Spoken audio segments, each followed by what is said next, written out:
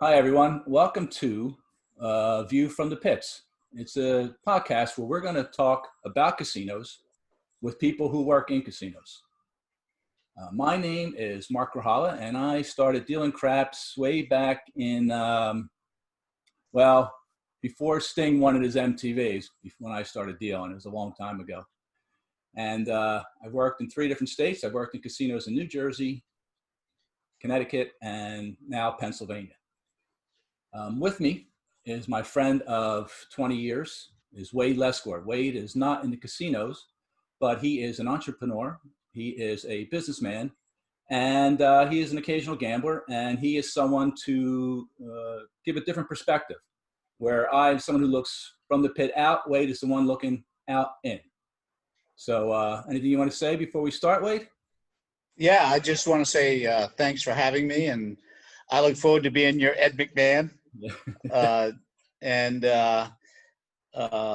I'll probably have a lot of questions about the other side of the table. I know you'll talk to the folks that are in the industry, but we want to know on this side what's going on and how it's being managed as the casinos open back up too, right? Sure. So I may throw out a few questions around that as well.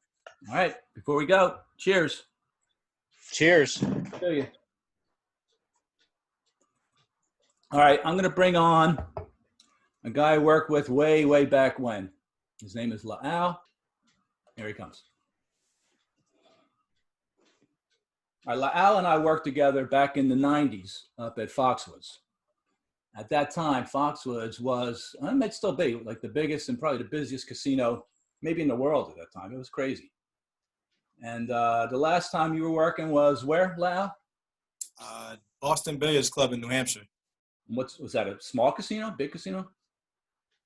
It's small, but they do really well for their size. Yeah. Yeah, it's pretty upscale for what it is. Now, did they get hit hard in that area with COVID? What was that? Did they get hit hard with COVID? I don't know much about what's going on in New Hampshire. It seems like it's pretty safe up there. Yeah, but it's also pretty spaced out. The state itself is pretty spaced out. It's a rural area, so they social distance anyways, just because how they live or how far away they are from their neighbors, etc. Because they're right on the border. Wade, I think I remember when you and I used to walk into a bar, the girls used to social distance from us. Is that a New Hampshire thing? Well, just from you. Right. People with social distance from you, Mark? No, wait. But So, anyway. You're the most interesting man in the world, though. Yeah, That's right. He is the most interesting man in the world. Anyway. So when are they going to open the casinos back up?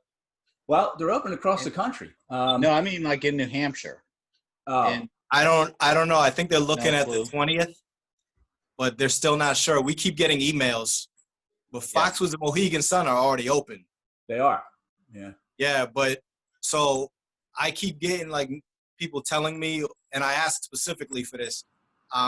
There are rules put in place, but it's like a lot of things in the casino. It depends on person to person who actually enforces them. A lot of supervisors don't like the drama, so they won't address problems. Right. Right. And that's, when you're dealing with day-to-day things, somebody can't swear at the table or somebody can't do this or that at the table. But when you're dealing with a pandemic, you got to have people that step up and say what they need to say. You have to. So when you walk in the door, I guess if you're not wearing a mask, they turn you away. And they tell you have to stay a certain distance away. But I've had people say that they're on the table and the guy took off his mask to sneeze and then he put it back on. That's ridiculous. Now, I talked to a good friend of mine who works in AC and at Caesars, and he said when they open up, you don't have to have a mask in the casino, but if you play at a table game, you have to wear a mask. And now, of course, the personnel are all going to wear masks. That's still silly. Yeah. Well, I read about a lot of the rules, but one thing I couldn't find any data on is how they look. All of this is good, but it's all for naught if they can't clean the cash, right? People are bringing cash in, and they're dropping cash, and then they're handing cash back out at the cages. How do they clean the cash, right? But there's not. But that's what we're gonna have sanitizing stations everywhere, I think. Yeah, but Right. what he's saying is you're not going to sanitize every bill. So Yeah. Right. Yeah. You don't know how many people have touched that bill, that bill, that 20 or that 100 or I think that's unless they are, or those I don't- ones that don't I know bring in. right. What's Yeah. that? I said the filthiest thing on earth is probably paper. Yeah. You know. So yeah, that's you can't say. But and here's another thing where I'm reading how they're going to sanitize the dice after every shooter, clean the chips. But now I'm reading that they're saying that you can't get it from contact. So is this all just a dog and pony show? I don't know. What's what? That's ridiculous because you can catch RSV, you can catch the flu, you can catch all that stuff from contact, touching the same thing as somebody else. Yeah. So if you can't catch it from touching something that somebody else touched, it's really hard to believe that it's that contagious, but something like the flu can be passed on by touching contact other things. Yeah. I mean, granted, it's not coming through the sweat in your pores, but if you touch your face and then you pick up a chip and, you had a little bit of spit on the side of your lip, you pick up a chip and you lose it to somebody else. Yeah. Especially chips are hard surfaces. If it was something softer like cloth, it doesn't transfer as well as metal, plastic, and what have you, but chips aren't absorbent. So whatever spit or whatever is on that chip is going to stay on that chip when the next person picks it up. I said to Tommy a long time when I first started, and I try to compare this to other new dealers and everything. I never touch my face. I always use the back of my knuckle, rub my eye, never touch my face. I see girls putting their hands through their hair all day long. I see guys picking their teeth with their fingers. I try to tell them, that guy just had that chip. He just got out of the bathroom. He probably didn't wash his hands. You're sticking your finger in your mouth. Think about it. That's just dealers. I've almost had a fight. See, he is the most interesting man in the world. I got a little bit more graphic than I just did now. I had a player one time. He was sucking on his fingers, like 2 knuckles deep, just sucking on them. And I was like, hey, man, you might not want to suck on your fingers. He's like, yeah, I know it's disgusting, right? And I was like, no, well, yeah, it is, but you're going to get gangrene in your mouth. And then instead of trying to just be like, my bad, and wiping his hands off with sanitizer, he tried to lie. He was like, I wasn't sucking my fingers. I was like, they're still glistening. Was he a short, chubby white guy? No, it was a tall, skinny white guy. Yeah, one of them. Everywhere. Wait, did you suck your fingers when you gamble? I do not. I do use just one finger to pick my nose, though. Only when you're driving. Impress me. Get the 3 fingers. Anyway, if you're watching this, and you have something to say and you like to come on and speak your mind, I would love to have people who are already back to work at the casinos and from all departments, whether you're in surveillance or EVS. EVS is going to have a tough time with this. They got to clean everything, I would love to have you on. Drop an email to mark@aviewfromthepits.com. Tell me what's on your mind, and hopefully we'll get you on here, and you can join the conversation. So, but anyway, I had a guy from England contact me. He was going to be on the show tonight, but something happened. He said he couldn't make it. So there's casinos everywhere, and they're all having these same problems. So I like to hear how we're gonna really handle this. And casinos, they're vital to America. They say the casinos employ like 700,000 people, almost 750,000. Just in Atlantic City, it's just a big part of their economy. So all these people out of work, all this lost tax revenue. So they're going to try to get these casinos back sooner than later. And I think they might, I'm not sure if they're jumping the gun or not, but I think we might just have to rip this Band-Aid off and get things going. Well, I agree with you, because what I see happening is I'm look forward to getting back into a casino, right? And if I get in there, and when I go to a casino, if I can't get on a table, if I can't get on a craps table, if I can't get on a blackjack table, I'm leaving. and if you've got to wait in line to get on a table, they're going to lose a lot of customers. They got to figure that out. That's right. I mean, I say they leave the tables open and just make people wear masks. I mean, you don't have to be.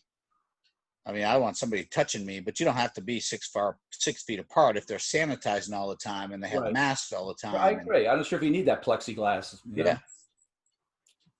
But the problem is the enforcement. Like I'm lucky where I work.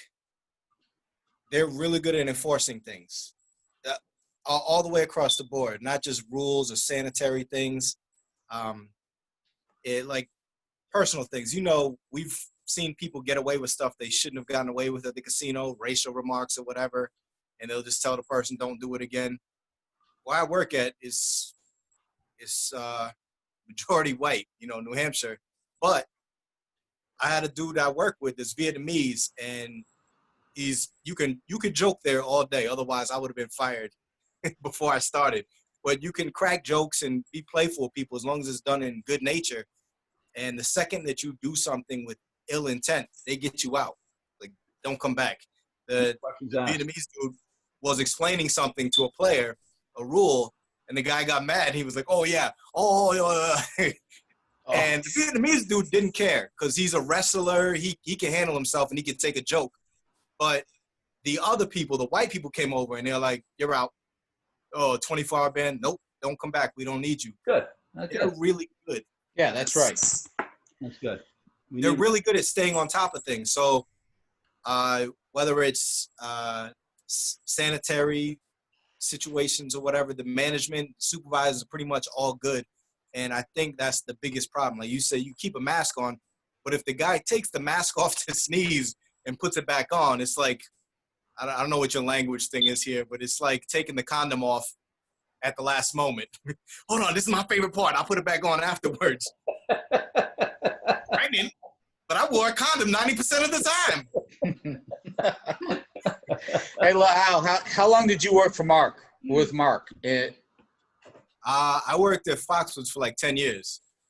You worked with him for 10 years? Yeah, I'm sorry that happened to you, man. Nah, Mark's my boy, man. He was my craps teacher. I'm sorry. He taught me craps. Yeah. We were talking about the guy sneezing in the mask. I saw a video of a guy, I saw it this morning, of a guy playing slots. And I don't know what casino it was. I'm assuming Vegas. But he has his mask on with the cigarette coming out the side of his mouth, out the side of his mask. And then he takes it off to blow the smoke out and puts it back on. Now, I think that's going to be the biggest hazard is smoking, because you're blowing the droplets out of your mouth. That's right. Yeah. I think that's the worst thing. You got to stop smoking together, 100%. Yeah. Yeah. I don't know if it's. Go ahead. Yeah, it's like spitting in somebody's face, I mean, basically, yeah. Yeah. So I don't know if the smoke would stop it though. Stop to a percentage. Now, mind you, taking the mask off to breathe out anything is worse than keeping the mask on. Right. But I think I'd rather have a guy blowing smoke out than just having the mask off, because you've got dry particles that absorb the water particles, and then it's hot enough that it's going up in the air. The smoke particles are actually they linger in the air. I think they can linger there for a while, right? Yeah, I don't want to walk behind some guy at a slot machine and he just blew smoke out of his mouth. And right. I didn't like that before COVID-19. Yeah. Yeah. And here's another big concern of mine, Luau. What are we going to do about the break rooms? How do we social distance there? Because they're not that big. We got to eat. We all got to take our mask off. It's hard not to sit next to each other. Yeah. Where I'm at, I mean, we can go outside. There's a break room inside. We can go outside. In the other casinos, like at Foxwoods, we did have places we go outside. Mohegan Sun, we did have places we can go outside. And they're only calling back a certain amount of – that wouldn't make sense. I was going to say they're only calling back a certain amount of people, but you would think you'd need more people. If you're only allowing 3 people per blackjack table, you'd need more tables open. So it is going to be more packed. I don't know. Well, I talked to a guy I know, he's a supervisor in Vegas, and he said because they have the tables spread out and only 3 people, he's watching so many more games, and he's basically running from one end of the pit to the other. because now if you have 6 games, but they're all spaced out, you know, you got to rate this guy over here. You got to run down here and sanitize the dice. You got to go over here, right? Swipe down the chair when the player's leaving. It's a lot. You can't catch people counting, can you? You do whatever you want. Cheat as much as you want. I got to go wipe down this chair. Yeah. So yeah, it's. I don't think, you know, I'm not running the casino, but I don't think it's the time to cut down on employees right now, especially supervisors. You know. Yeah, I don't think you can. Like I said, when you dropped it down to 3 people per table, if you've got average 6 customers, now you need 2 tables, you need 2 dealers. So yeah. I mean, you brought up a good point earlier. Like, there's really no way to this when you're exchanging chips. You get to a craps table, you know, people are picking up and putting down chips all over the table, man. There's no way to stop any transaction from or transition from taking place. It's just, I can't see how it's possible. Well, they're going to load the pits up with hand sanitizer. yeah, but are you gonna everything that comes in, you know, 7 out, whatever, you give everything to the supervisor? Does he hand it off the table and a floor is cleaning all those chips, or is he cleaning? I doubt that. You can't keep cleaning those chips. Right. So then it's a moot point because, I mean, any effort is an effort, but how do you take in the stuff and give it out clean? If I've taken the money from you, I can't be like, oh no, you know what? This is Mark's money from his $50 five. I'm gonna pay him with this.